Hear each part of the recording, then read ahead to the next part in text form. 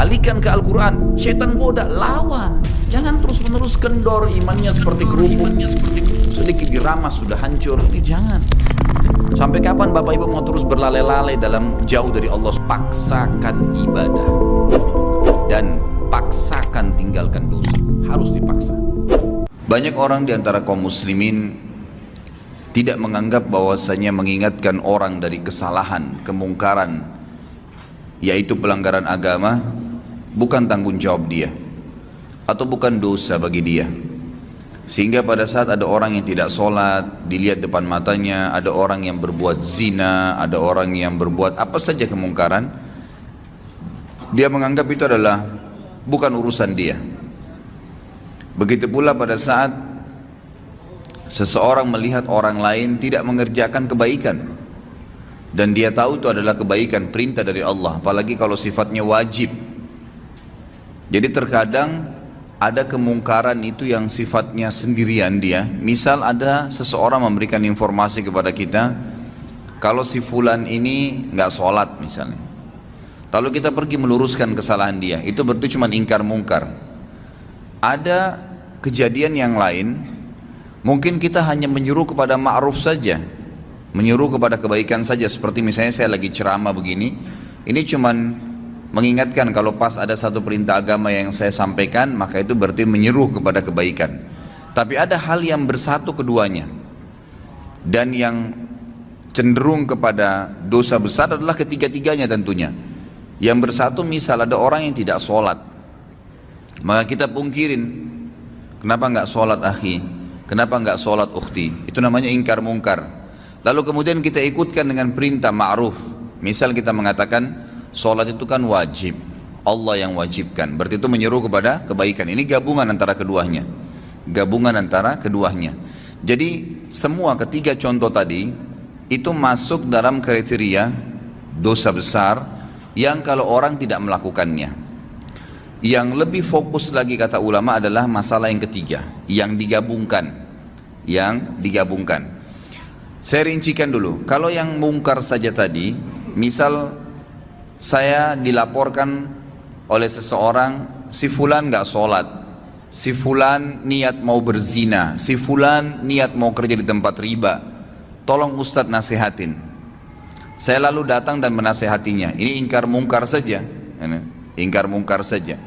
Nah ini kalau diminta kepada saya untuk meluruskannya, maka wajib saya harus bisa meluruskan. Kalau saya tidak luruskan, saya dosa besar, karena saya membiarkan orang terjerumus dalam perbuatan dosa besar itu. Tapi kalau yang sedang dia lakukan dosa kecil dan saya tidak luruskan, saya tidak ingatkan, berarti saya termasuk melakukan dosa kecil. Kalau menyeru kepada kebaikan, misal kayak ceramah seperti ini, maka ini lebih cenderung kepada hukumnya sunnah, kecuali memang ada satu kasus terjadi. Seperti contoh besok Natal misalnya, lalu saya tahu ada kaum muslimin yang melakukan perbuatan ikut-ikutan, lalu saya tidak luruskan, saya tahu itu, saya tidak coba menyampaikan yang ma'ruf, gitu kan? Maka berarti perintah agama memerintahkan agar kita merayakan Idul Fitri Idul Adha dan tidak ada hari raya yang lain, mengingatkan kepada ma'ruf. Saya tidak ingatkan, maka saya berdosa besar. Tapi kalau umum saja penyampaian ceramah itu hukumnya sunnah saja kalau dia sampaikan secara umum, gitu kan. Kemudian ada yang gabungan antara ingkar mungkar dan ambil ma'ruf tadi. Seseorang yang sedang tidak sholat di hadapan kita, lalu kita ingatkan, luruskan, lalu sekaligus kita sebutkan fadilah daripada ibadah itu, berarti menggabungkan keduanya. Lebih cenderung Imam Az-Zahabi mengatakan semua masuk dalam kriteria dosa, tapi ada rincian tadi. Cuman kalau digabungkan keduanya, ini sudah jelas dosa besar, mutlak, tidak ada lagi pendapat lain. Misal ada orang depan mata kita jelas-jelas berbuat kesalahan pelanggaran agama, ya, maka di sini wajib bagi kita untuk memungkirinya. Kalau tidak, dan sekaligus menggabungkan dengan ma'ruf, ya, diingatkan. Jadi jangan sampai teman-teman cuma bilang orang lagi berzina, jangan kamu zina, haram dalam agama. Itu nggak cukup. Itu cuma ingkar mungkar. Harus digabungkan. Apa alasannya? Apa solusinya buat dia? Karena zina itu perbuatan yang fahisyah, perbuatan yang buruk. Bayangkan kalau nanti perempuan yang kamu zinain ini hamil, bagaimana nanti citra nama kamu di keluargamu, di masyarakat? Bagaimana nanti kalau dia hamil kamu menghadapinya? Menggugurkan juga adalah dosa haram yang lain. Kalau kamu punya anak, anaknya haram. Jadi kita berikan ma'ruf, ya. Berikan selain ingkar mungkar, melarang dia, kita sampaikan juga kebaikan-kebaikan. Ada orang tidak sholat, tanya, kenapa akhi nggak sholat? Gitu kan? Itu sudah ingkar mungkar ya. Kenapa nggak sholat? Lalu kita masuk kepada ma'ruf. Sholat itu kan perintah agama. Allah subhanahu wa ta'ala yang wajibkan. Pahalanya begini, begitu, begini, dan seterusnya. Maka ini penggabungan antara amr ma'ruf dan nahi mungkar. Kalau ada orang yang mengalami keadaan tadi, dia melihat depan matanya kemungkaran dan dia tidak pungkirin, dia termasuk orang yang melakukan dosa besar. Dan yang lebih berbahaya lagi, selama dia tidak meluruskan kesalahan orang itu dan dia sudah sempat melihatnya, dia tidak memungkirinya sama sekali ya. Sebagaimana yang kita jelaskan ada 3 tahapan: mengingkari dengan tangan, mengingkari dengan lisan, atau mengingkari dengan hati. Sama sekali tidak lakukan, maka bisa menjadi dosa yang terus menerus dia dicatatkan padanya, karena dia membiarkan. Jadi ada orang ini, jelas dia tahu adiknya ini misalnya minum khamr, dia nggak ingat-ingatin, dibiarin aja terus. Dia tetap sholat, tetap hadir di majelis ilmu, tapi adiknya nggak pernah diingatin sama dia, nggak pernah dipungkiri bungkar, nggak pernah juga dikasih ma'ruf, disuruh ganti dengan minuman-minuman yang baik. Allah halalkan susu lebih sehat, Allah halalkan sirup, Allah halalkan madu, dan seterusnya. Kita amr ma'ruf. Kalau tidak, selama dia lihat kemungkaran tersebut dan sampai adiknya belum berubah, dia dapat dosa terus. Karena dia juga termasuk terlibat di situ, punya andil, dia seakan-akan membiarkan. Ringannya dalam agama kita, saudaraku, karena dalam agama ini ingkar mungkar yang tadi sifatnya bisa menjadi dosa besar itu akan hilang spontan pada saat kita mengingkari walaupun cuma sekali. Jadi ingkar mungkar itu dan amr ma'ruf, melarang dari perbuatan dosa dan menyeru kepada kebaikan, itu yang wajibnya hanya yang pertama. Misal ada orang tidak sholat nih, teman kantor, lalu kita nasihatin, kenapa nggak sholat akhi, kan itu dosa. Sholat itu kan, lalu itu ingkar mungkar. Kita masuk kepada ma'rufnya, sholat itu kan pahalanya sangat besar, satu-satunya ibadah yang diperintahkan oleh Allah subhanahu wa ta'ala kepada nabinya Muhammad sallallahu alaihi wasallam yang diterima di langit adalah sholat. Ibadah-ibadah yang lain, jihad, apa saja ya, termasuk ayat-ayat Al-Quran itu turun dari langit ke bumi. Perintah puasa, perintah zakat, kecuali sholat di langit. Lalu ada hadis-hadis Nabi SAW, bagaimana kalau di depan rumah seseorang, di antara kalian ada sebuah danau, sebuah sungai yang luas dan airnya mengalir dengan deras, lalu kemudian dia mandi sehari 5 kali, apakah tertinggal sedikit pun dari kotorannya?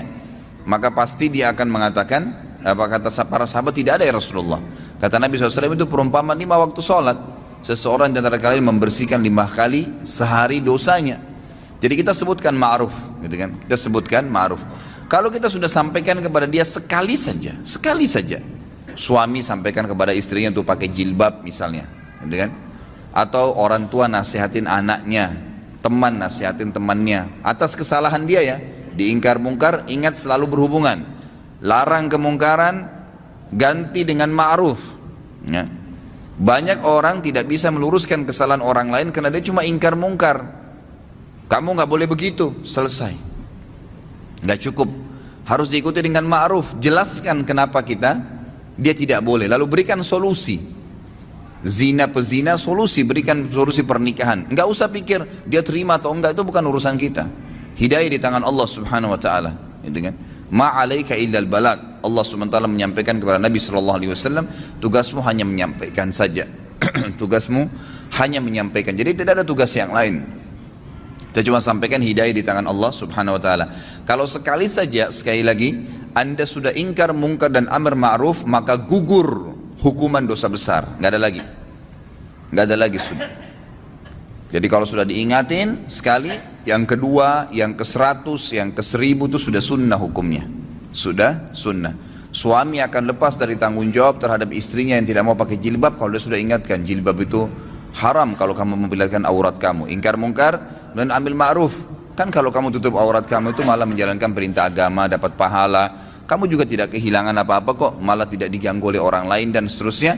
Maka sudah sekali, ternyata istrinya masih belum mau lakukan. Dia boleh tetap mengingatkan, mendoakan, tapi minimal dia sudah lepas dari beban hukum nih. Karena hukum ini yang penting ya. Nah, sekali saya sudah cukup. Sekali saja sudah cukup. Saya kasih contoh banyak sekali ikhwat dan akhwat sekalian kemungkaran. Semoga Allah hilangkan ya. Maksudnya ini bukan dihilangkan total memang. Mungkar itu tetap ada, tapi minimal Allah Subhanahu tutupin ya hal-hal yang besar. Karena di Indonesia ini sangat luar biasa. Saya tidak bisa habis pikir terus terang. Saya lihat pelang begitu besar di pinggir jalan, biskuit harus memperlihatkan perempuan yang dadanya terbuka. Apa hubungannya? Apa hubungannya antara biskuit itu dengan perempuan yang memakan itu dengan kelihatan semua badannya? Tidak ada sama sekali, hubungannya tidak ada. Jadi orang sebenarnya lebih melihat kepada artis yang sedang ada di pelang itu. Tapi yang berbahaya adalah kita ini lewat di pelang itu. Berapa banyak pelang yang kita lewatin penuh dengan iklan sampo perempuan tidak pakai jilbab, iklan biskuit tadi yang ini. Belum sekarang karena dibiarkan makin jadi. Saya kaget melihat ada di salah satu jalan, poros jalan besarnya luar biasa iklan itu, iklan celana dalam laki-laki. Dan laki-laki itu betul-betul dikasih gambar hanya pakai celana dalam. Ini luar biasa ini. Ya, semoga Allah berikan hidayah ya. Ini negara kita berbahaya sekali kalau kita biarkan terus begini ya. Jadi ini tidak boleh. Ya, harus ada batasan gitu kan. Mungkin seorang laki-laki ini pun kalau ya seorang laki-laki tampil dan memang di sebelahnya ada dus celana dalamnya, orang sudah paham. Oh ya, ini sudah ada. Jadi kalau misalnya diberikan iklan sesuatu, itu pun kalau digambar yang terpapar itu kan secara syar'i memang tidak boleh ya. Tidak boleh memang. Kalaupun orang mau lihat yang paling kecilnya, mungkin seorang laki-laki di sebelahnya ada dus celana dalam, mungkin gitu kan. Tapi kalau ditampilkan tanpa baju, tanpa celana panjang, cuma celana dalam, lalu besar pelangnya, setiap perempuan yang lewat situ melihatnya, setiap laki-laki yang lewat melihatnya, itu kan itu mungkar. Maka wajib anda pungkirin ya, wajib dipungkirin, tidak boleh dibiarin. Kalau dibiarin dosa besar tuh ya. Dan kalau kita tidak pungkirin, lihat konsekuensinya. Selama pelang itu ada, kita dapat dosanya, karena semua orang yang lewat wajib pungkir. Tapi kelebihannya, kalau kita sudah pungkirin sekali saja, maka sudah gugur kewajiban, walaupun itu pelang masih ada gitu kan. Tinggal sekarang tata cara ingkar mungkar itu seperti apa. Imam Az-Zahabi mengangkat hadis yang sudah masyhur ya, hadis riwayat Imam Muslim, di mana Nabi SAW bersabda, man ra'a minkum munkaran falyughayyirhu biyadihi, fa illam yastati' fa bilisani, fa illam yastati' fa biqalbi, wa dzalika adhaful iman. Barang siapa di antara kalian melihat suatu kemungkaran, pelanggaran-pelanggaran agama, maka hendaklah ia segera mencegahnya dengan tangannya. Tangan ini kata para ulama adalah kemampuannya, power yang dia milikin. Misal orang tua kepada anaknya, dia punya wewenang, anaknya lagi mabuk, diambil minuman kerasnya misalnya, atau dia tidak memberikan kebutuhannya kalau anaknya masih suka jalan dengan teman-temannya yang nakal-nakal, ditahan sama dia fasilitas, nggak boleh tinggal di rumah kalau emang tidak mau sholat misalnya. Ya memang itu kewajiban dia, dia boleh, dia punya hak untuk itu. Atau atasan kepada bawahannya, kerja di sini wajib pakai jilbab, kerja di sini wajib sholat 5 waktu, yang tidak mau keluar. Sayangnya banyak orang-orang muslim ini, pengusaha-pengusaha yang paling diprioritaskan itu adalah kamu harus datang on time ya. Itu apa-apa, nggak masalah. Jam 7 pagi kamu harus hadir di sini, kalau lewat berapa menit saya potong gaji kamu. Kamu harus keluar jam begini, kamu harus pakai baju yang seperti ini. Dia peduli tentang urusan dunia, tapi masalahnya dia tidak peduli dengan urusan akhirat pegawainya. Dia tidak marah sama pegawainya kalau azan nggak sholat. Bahkan kadang-kadang lebih didahulukan untuk urusan dunia. Mungkin saya pernah sampaikan, saya wajibkan pegawai saya di toko sama restoran saya di Kalibata itu wajib untuk berhenti, nggak boleh. Yang tidak mau ikutin terlambat sholat saya berhentikan, nggak bisa. Saya tidak butuh duit, saya bilang 10 menit sebelum azan berhentikan orderan, nggak boleh gitu kan. Sampai ada teman saya akhirnya ketemu dari Saudi. Dia bilang saya pas masuk di restoran antum, saya belum tahu kalau itu restoran antum deh. Pas saya duduk, gitu kan, langsung dibilang maaf, orderan sekarang nggak bisa lagi, 10 menit lagi azan. Dia bilang ini saya baru temukan dari restoran begini di Indonesia ini. Ya, belum pernah ada yang larang kita mau pesan makanan 10 menit mau azan katanya. Terus kemudian saya bilang kayaknya pemilik restorannya berarti tahu agama nih. Beberapa waktu kemudian dia ketemu sama saya ngobrol-ngobrol, baru dia tahu waktu restoran saya. Dia bilang, oh pantas dulu waktu saya mau makan nggak boleh sholat, nggak boleh makan kecuali sudah sholat. Gitu. Loh iya memang begitu peraturan saya kasih, gitu kan, harusnya begitu. Ditaruh di depan rolling door-nya itu tulis sedang sholat, nggak apa-apa, gitu kan. Harusnya begitu karena kita punya power. Akhirnya pegawai saya mau tidak mau, duhur, asar, maghrib, isya itu saya ngambil hukum syar'i di situ. Dan orang-orang bahkan tidak jarang, subhanallah, orang yang lagi makan, orang yang lagi belanja di toko tuh ikut sholat. Oh di mana masjidnya mas? Oh di sana, ditunjukin. Pergi sholat dulu, balik lagi habis itu. Subhanallah, kenapa orang bisa pada saat kebelet kencing ke kamar mandi? Kenapa pada saat azan gak bisa ke masjid? Nggak ketemu alasannya gitu. Kalau alasannya hanya karena mau jual produk, ikhwas sekalian, berapa banyak produk yang antum jual jedah sholat itu, dan berapa banyak kerugian pahala yang antum kehilangkan karena tidak sholat awal waktu. Orang kalau meninggal, ikhwas sekalian, ini antum camkan baik-baik kata-katanya, kalau kita meninggal tidak ada keinginan sedikit pun untuk kembali ke mobil mewah kita. Tidak ada keinginan sedikit pun untuk kembali kepada istri yang cantik atau suami yang gagah. Tidak ada keinginan lagi untuk kembali melihat anak-anak. Nggak ada keinginan lagi untuk menikmatin ranjang yang mewah. Nggak ada keinginan lagi menikmatin rumah yang bagus. Nggak ada lagi. Semua orang yang meninggal, apa kata Allah SWT? Ya, orang-orang itu akan mengatakan, Rabbirji'un, ya Allah kembalikan saya, la'alli a'malu salihan fima tarakt. Siapa tahu saya bisa, kalau saya bisa kembali lagi ke dunia, ya, saya akan kembali dan saya akan beramal soleh. Mau berharap kembali sekali saja sholat awal waktu, mau kembali sekali saja sujud, mau kembali baca 5-6 ayat Al-Quran, mau kembali selesaikan zikir pagi sore, mau kembali amal-amal soleh. Enggak lagi antum pikirin tuh kantor kita, ya, baju, mobil. Orang kalau sudah mati nggak ada pikir itu. Mau kembali dunia karena mau mengejar amal solehnya. Sayangnya kita subhanallah lebih dahulukan kamar mandi karena ada hajat duniawi daripada kita harus berwudu dan pergi sholat ke masjid. Gitu ya. Padahal berapa menit yang diambil? Ya, berapa menit? Nggak ada sama sekali. Ya, yang diambil waktu di situ. Jadi harus mengingkari dengan tangannya. Kalau tidak bisa, kata Nabi SAW, maka dengan lisannya. Nasihatin. Ikhwah, biasakan keluar mulut. Orang bisa ngomong semaunya di TV, di media. Orang yang tidak punya ilmu, tidak punya akhlak, ngomong. Nggak ada tata krama dalam ucapan-ucapannya. Kadang-kadang sampai mencoreng kehormatan agama. Ngomong semaunya. Kenapa anda ini, atau antum ini yang sudah faham agama, tidak bicara kebaikan? Syaitan kadang-kadang membuat kita ragu untuk menyampaikan. Sampaikan saudaraku. Saf miring, maaf, miring pak, safnya luruskan. Selesai, kalimat. Nggak ada orang tiba-tiba tonjok kita gara-gara ngomong gitu. Orang tidak normal itu. Apalagi kalau sudah masuk masjid mau sholat, insya Allah pasti dia bergerak kok, gitu kan. Kalau dia sudah ingatkan sekali, tetap aja nggak mau, dia seakan-akan tidak mau dengar, sudah. Tapi kita sudah lepas dari tanggung jawab hari kiamat, harus itu ya. Dalam sebuah hadis yang sahih riwayat Imam Ahmad, kata Nabi SAW, siapa yang lihat kemungkaran pada seseorang dan dia tidak memungkirinya secara sengaja nih, betul-betul dia tahu di depan matanya. Jadi bukan misal ada orang berbuat mungkar di layar TV, kita nggak mungkin pungkirin kan. Maksudnya tidak mungkin pungkirin dengan tangan ya, bisa dengan hati mendoakan. Tapi di sini kalau ada orang yang lihat depan matanya, dia tidak pungkirin dengan tangannya, dia tidak pungkiri dengan lisannya, maka ini berbahaya sekali.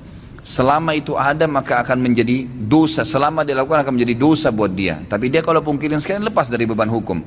Tapi hadis ini sangat tegas nih.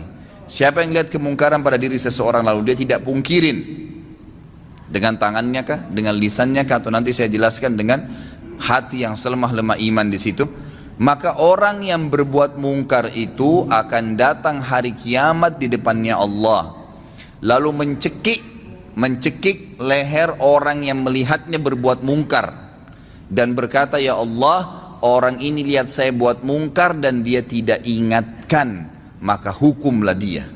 Bayangin tuh. Jadi kita nggak boleh masuk surga sendirian.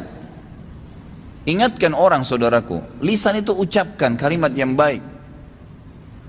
Kata Allah SWT dalam Al-Quran, wa mathalu kalimatin tayyibatin kasyajaratin tayyibatin asluha thabitun wa far'uha fis sama'. Perumpamaan kalimat yang baik tuh, nasihat, zikir, ayat Al-Quran, seperti sebuah pohon yang ditancap di dalam bumi lalu tumbuh dengan sangat kuat dan kokoh sampai menjulang ke langit, gitu kan. Jadi tu'ti ukulaha kulla hinin bi'idni rabbiha. Selalu saja pohon itu bermanfaat. Buahnya kah, daunnya kah, naungannya kah, orang bernaung di bawahnya akan bermanfaat. Seperti itu kalimat yang baik. Ucapkan, sampaikan, gitu kan, selalu. Kemudian yang ketiga adalah mengingkari dengan hati. Dan ini selemah-lemah iman. Dan kata para ulama, Imam Az-Zahabi memasukkan ingkar mungkar ini dalam dosa besar karena adanya sabda Nabi SAW di akhir hadis ini, وَذَلِكَ أَضْعَفُ الْإِيمَانِ, dan itu selemah-lemah iman. Artinya tidak ada lagi hitungan iman setelah itu. Jadi ada ancaman tapi seperti tidak kelihatan secara tulisan, gitu kan. Ingkar mungkar dengan hati, lewat di pelang, ya Allah mudah-mudahan saja engkau hilangkan ini. Ya Allah saya tidak senangin ini. Ya Allah berikan atasan saya hidayah. Ya Allah berikan hidayah orang tua saya. Tapi itu selemah-lemah iman. Cuman itu ingkar mungkar juga termasuk. Kalau sudah sekali saya dalam hatinya mengatakan, ya Allah tolonglah berikan hidayah, ya Allah ginilah, sudah selesai. Dia sudah lepas dari hukuman dosa besar ini. Yang penting ingkar mungkar dulu. Dan ingat selalu ikutkan dengan ma'ruf, ya. Jadi misal, ya Allah buatlah dia berhenti untuk tidak sholat dan mudahkanlah dia untuk mengerjakan sholat itu. Karena kadang-kadang doa kita Allah berikan seperti yang kita minta, ya. Ya Allah buatlah istri saya pakai jilbab misalnya.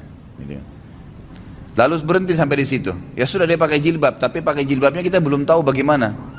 Tapi ya Allah berikanlah dia hidayah supaya dia tinggalkan dosa kelihatan auratnya ini. Lalu berikanlah dia hijab dan buat dia istiqamah di hijab itu. Berikan dia hijab yang syar'i yang betul-betul dia sadari itu adalah sebuah kebaikan. Lengkap doanya minta kepada Allah SWT. Maka itu sangat baik. Ya itu sangat baik. Jadi ingkar mungkar dalam hati pun harus, ya, harus. Dan juga dari sisi lain kata para ulama, hikmah, tentu ini sangat peka, ya. Hikmah yang sangat besar daripada ingkar mungkar amar ma'ruf adalah bagaimana supaya ma'ruf itu, perbuatan-perbuatan baik selalu meninggi karena banyak orang yang kerjakan, dan mungkar nanti akan teredam. Karena setiap orang diantara kita, kalau dia jalan dari masjid ini misalnya pulang ke rumahnya sebentar, pasti dari masjid ini ke rumahnya itu akan banyak sekali kemungkaran. Bayangkan kalau seseorang di antara kita, anggaplah kita yang hadir sini misalnya 200 orang. 200 orang ini kalau pulang menuju ke rumahnya misalnya. Nah, itu. Kira-kira pada saat dia pulang menuju ke rumahnya, dia lihat 10 kemungkaran dan dia pungkirin 10 kemungkaran. Berarti kita punya 2000 kemungkaran yang kita luruskan. Gitu kan? Contohnya saja, walaupun dengan hatinya berdoa kepada Allah SWT. Kalau dia bisa dengan lisannya, baiklah, alhamdulillah, gitu kan, dan seterusnya. Jadi ini bab yang harus kita, dan ini kesempatan pahala. Pahala yang paling banyak kata para ulama yang bisa didapatkan oleh seseorang dari amar ma'ruf nahi mungkar, itu yang paling banyak. Karena banyaknya kemungkaran di jalanan, kan gitu. Ada orang perempuan yang lewat tidak pakai jilbab, berapa banyak tidak pakai jilbab. Kita tidak harus melihat, tapi mengatakan, ya Allah berikanlah hidayah kepada semua orang-orang yang perempuan yang tidak pakai jilbab ini, dan siapapun yang seperti dia seluruh dunia. Berapa banyak pahala yang kita bisa dapatkan. Jadi ini hal mendasar yang harus difahami dalam masalah ingkar mungkar. Ini Imam Az-Zahabi masukkan dalam kategori dosa besar yang ke-78. Kemudian beliau mengangkat juga hadis yang lain. Ini diriwayatkan oleh Imam Muslim juga dalam Kitabul Iman, hampir sama dengan tadi yang pertama, atau sama dalam Kitabul Iman, cuma beda nomor hadis. Dalam hadis yang milik Imam Muslim kata beliau tentang kezaliman, bunyinya ada awal hadisnya, tapi ini beliau angkat cuman pertengahan hadisnya. Faman jahadahum biyadihi fahuwa mu'min, wa man jahadahum bilisanihi fahuwa mu'min, wa man jahadahum biqalbihi fahuwa mu'min. Laisa wara'a dzalika minal imani habbatu khardal. Siapa yang melihat kemungkaran lalu dia melawan, meluruskan kemungkaran itu. Siapa yang meluruskan kemungkaran itu dengan tangannya, maka dia adalah seorang mukmin. Siapa yang meluruskan kesalahan dengan lisannya, maka dia juga orang mukmin. Dan siapa yang meluruskan kesalahan dan kezaliman, kemungkaran dengan lisannya, maka dia juga mukmin. Dan tidak ada iman setelah itu sekalipun atau sebesar biji sawi pun. Artinya tidak dianggap orang beriman kalau tidak mau ingkar mungkar. Ada hadis yang agung riwayat Bukhari di mana Nabi SAW bersabda, suatu hari pernah Jibril diutus oleh Allah untuk menghancurkan satu negeri. Pada saat Jibril tiba di negeri itu, Jibril berkata, ya Allah, kata Allah, ini hancurin negeri itu. Kata Jibril AS, ya Allah, di negeri itu ada hambamu fulan, orang saleh. Ada hambamu fulan, orang saleh. Kata Allah SWT, mulai dari orang itu. Azab yang akan saya turunkan ini, mulai pada orang itu. Karena dia tidak pernah menyeru kepada kebaikan dan melarang kemungkaran. Ini banyak orang ini, cirinya di Indonesia banyak sekali. Dia azan ke masjid, tapi nggak pernah mau tahu tetangganya sholat kah, orang yang dilewatin kah, padahal cuma tinggal ucapin. Saya kadang-kadang kalau lewat di masjid dekat rumah saya, lagi duhur, banyak penjual-penjual ya kaki lima atau orang yang mampir, mereka istirahat di teras masjid, tapi nggak sholat. Nggak sholat, subhanallah ya, semoga Allah berikan hidayah. Saya lewat cuma mengatakan, Pak, Mas sholat Pak, padahal sudah dengar azan tuh kan. Mereka tetap duduk aja, kita cuma ingatkan, Pak, Mas sholat. Kan? Kadang-kadang pernah ada ibu-ibu juga situ jual gado-gado, Bu, duhur Bu, sholat. Hanya itu saja. Tidak pernah tuh ada yang ngomong kasar sama saya. Yang ada cuma, oh iya terima kasih Pak, cuman gitu saja. Tapi saya sudah dapat pahalanya, saya juga sudah lepas dari dosa besar. Dan lepas daripada ancaman tadi, orang yang berbuat kemungkaran yang tidak dipungkirin akan mencekik leher orang yang melihatnya kalau tidak mengingatkan pada hari kiamat, nuntut sama Allah di mahkamah Allah agar orang ini dihukum. Ya, orang yang dia berbuat kemungkaran ya. Makanya di sini harus kita biasakan diri kita, ikhwas sekalian. Yakinlah bahwasanya agama ini adalah agama yang lurus, agama yang benar, agama yang paling diterima di sisi Allah Subhanahu wa taala. Maka kita harus bangga dalam menjalankan agama ini. Banyak orang tidak mau amar ma'ruf nahi mungkar, tidak mau menyuruh kepada kebaikan agama yang tidak mau melarang dari kemungkaran. Itu karena alasan mungkin dia masih belum yakin tentang kebenaran agama. Kalau dia yakin, kenapa harus ragu? Kenapa harus ragu? Akhwat kita di belakang sana, kenapa ragu? Ukhti pada saat ketemu dengan seorang muslim yang tidak pakai jilbab, tanya dia, kenapa enggak beli buku? Buku sering saya bawain, buku-buku ada dulu, saudariku apa yang menghalangi untuk berhijab, harganya mungkin cuma 10 ribu, 12 ribu rupiah. Beli 10 biji, 100 biji, sedekahkan. Setiap ketemu orang, bagi, gitu kan, kasih. Itu nanti yang kita harapkan, dan kita bersyukur pada Allah pada saat meninggal, berharap bisa mengulangi perbuatan-perbuatan itu, karena sudah tidak bisa lagi menambah amal pada saat meninggal. Ya tentu kalau laki-laki masih ada pembatas dengan wanita kalau dia mau ngomong dalam syar'i ya. Tapi kalau akhwat kita, berapa banyak kesempatan untuk antunna, untuk kalian maksudnya ya. Kalau laki-laki biasanya dikatakan antum ya, kalau perempuan antunna, untuk antunna lakukan ya. Banyak sekali menyuruh perempuan-perempuan itu pakai jilbab, lagi belanja pakaian di pasar tidak pakai jilbab. Bu, assalamualaikum, salam, muslimah, iya. Bu, kamu nggak pakai hijab Bu? Ya, mungkin dengan sambil bercanda, ibu kalau pakai hijab cantik juga kok, misal, gitu kan? Itu kan perintah agama. Sambil ngobrol, sambil bayar, siapa tahu Allah berikan hidayah.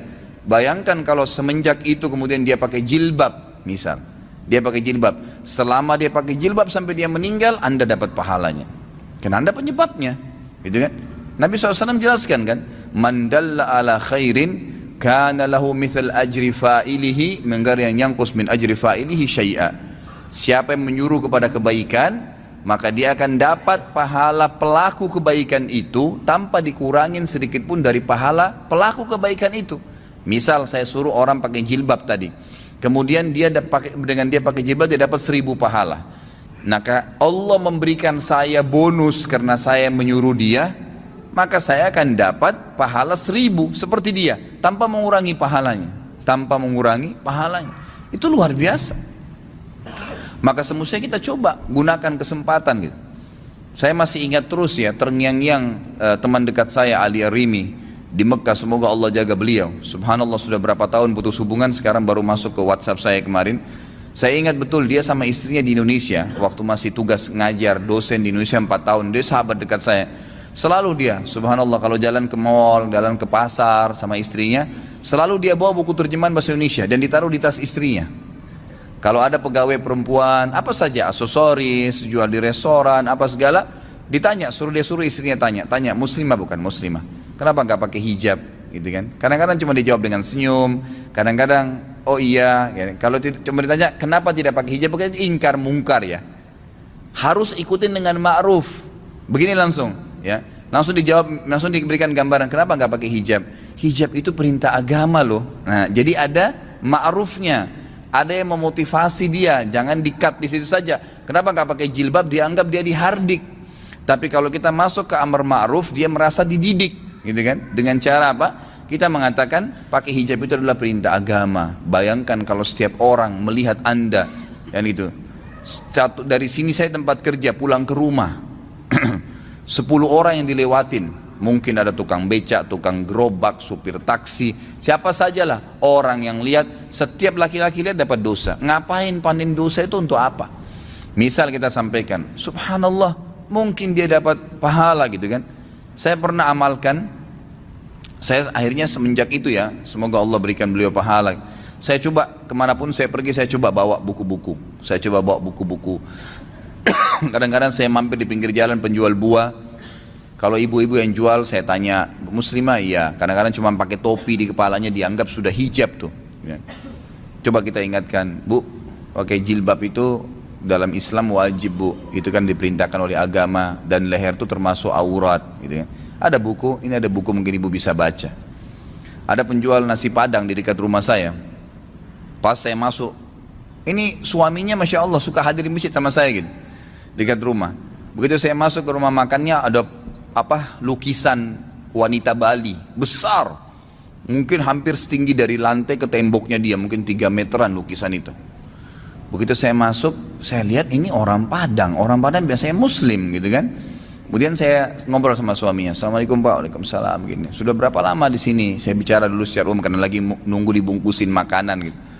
Oh, saya sudah 2 tahun di sini gini. Oh, saya belum pernah lihat, ngobrol-ngobrol lah. Akhirnya sudah, saya bilang saya tinggal di sini, dekat sini, alamat sini dan seterusnya. Selesai, pada saat saya mau bayar, saya bilang Bapak Ibu saya punya masukan, bisa nggak? Oh iya silahkan. Kalau setahu saya dalam agama lukisan seperti ini tidak boleh. Ini kan lukisan, foto aja kalau dipajang itu masih tetap membuat malaikat tidak masuk. Apalagi kalau lukisan gitu kan. Oh yang ini Pak Ustadz? Iya, yang ini. Oh ini kebetulan dikasih sama teman. Nah, iya, saya mungkin tahu, baik itu dikasih ataupun dibeli, tugas saya mengingatkan dalam agama karena memang ini nggak boleh. Subhanallah. Mungkin syaitan akan mengatakan kepada kita, siapa tahu dia marah. Sempat terlintas tuh di hati saya, terlintas sejenak, gitu kan. Nanti dia tersinggung, nanti dia marah. Tapi saya selalu melawannya. A'udzubillahi minasyaitonirrajim. Saya luruskan. Subhanallah, dengan sedikit saya nasihatin, dan kebetulan waktu itu saya memang lagi bawa mobil, saya turunkan dari mobil buku. Di antara buku yang saya pernah, ini juga buku sekalian memang, saya sudah pernah janjikan saya bawa, ini bukunya sudah saya bawa, ada rumah yang tidak dimasukin oleh malaikat. Ini ada mungkin, kalau tidak salah berapa ya, ada 30 atau sekian rumah, contoh-contoh rumah yang tidak dimasukin oleh malaikat. Ada, ya dia pakai F ya, saya kurang tahu nih jumlahnya, tapi yang jelas ada banyak sekali buku-buku rumah-rumah yang tidak dimasuki malaikat. Rumah orang yang memutus silaturahim, rumah orang yang mendurhaka orang tua, rumah orang yang memakan harta anak yatim, rumah yang memakan harta riba, rumah yang di dalamnya terdapat anjing, rumah yang ditempati oleh syaitan karena tidak ada zikrullah, tidak ada membaca Al-Quran di dalamnya, rumah yang penghuninya terbiasa mencaci maki, baik itu sahabat, orang-orang soleh, orang yang sudah meninggal, rumah ya, yang di dalamnya tergantung gambar dan patung. Nah ini yang disebutkan oleh beliau di sini di halaman 100. Lalu beliau sebutkan sebab pengharaman gambar, gambar lukisan tangan, hukuman dan azab bagi orang yang membuat gambar, dan juga hukuman bagi orang yang sengaja memajangnya. Saya kasih buku ini pada saat itu. Ini ada buku mungkin bisa dibaca. Subhanallah, besok saya datang dan sampai hari ini saya masuk ke rumahnya itu nggak pernah lagi ada gambar itu. Kadang-kadang waktu saya mampir saya bercanda, Udah nggak ada gambarnya Pak. Iya Pak Ustadz sudah, alhamdulillah. Ya kami juga baru tahu kemarin. Malah sebenarnya mereka tambah dekat dengan saya itu Pak, dengan ingkar munkar dan amar ma'ruf tadi. Yang awalnya syaitan kadang-kadang buat kita ragu, ya, buat ragu. Itu kesempatan, peluang besar untuk mendapatkan pahala. Ingkar munkar, ingatkan. Karena kalau tidak malah berbahaya, sebagaimana tadi saya jelaskan ya. Nabi Muhammad SAW dan para sahabat paling gemar dengan amar ma'ruf dan nahi munkar. Bahkan kita tahu kisahnya Abdullah bin Umar dan Abu Hurairah radhiyallahu anhum. Abdullah bin Umar dan Abu Hurairah radhiyallahu anhum ini kalau mau sholat, ya, mau sholat, mereka sudah tahu misal waktu sholat subuh, duhur, asar, maghrib, isya, jamnya atau saatnya kayak kita sekarang pakai jam ya. Itu mereka berdua ini selalu keluar sebelum waktu, selalu keluar sebelum waktu, dan selalu setiap kali itu keliling ke rumah kerabatnya, tetangganya dipanggilin. Ayo sebentar lagi sholat, ayo sebentar lagi sholat. Ada yang diketuk pintu rumahnya, ayo sebentar lagi sholat. Terus begitu, setiap mau sholat lima waktu ini dua orang ini selalu begitu, terkenal di kalangan sahabat. Jadi sering kali mereka mutar jauh sekalian sampai ke masjid sudah azan. Ini mereka sudah amar ma'ruf sekaligus ingkar mungkar gitu. Pahalanya banyak. Barangkan berapa banyak orang yang mendapatkan atau kita dapatkan pahalanya hanya karena dia mendapatkan hidayah. Yang mendapatkan hidayah. Ini penting sekali. Sekarang banyak sekali wasilah ya, banyak sekali cara untuk menyampaikan yang ma'ruf dan melarang kemungkaran. Kalau sekarang mungkin dari BlackBerry sudah ada, di WhatsApp sudah ada, dan salah satunya sudah saya bahasakan kan. Ya, bisa diambil, tinggal buka YouTube, ambil ceramah saya, tinggal dipencet ada titik 3 di sebelahnya gambar ceramah saya itu ada bagikan, tinggal ambil share, bagi kepada teman-teman. Gratis, yang ngomong saya 2 jam, Anda cuma tinggal pindahin, pahalanya sama. Ya, apa susahnya? Daripada kirim gambar yang nggak benar, gitu kan? Tidak ada manfaatnya.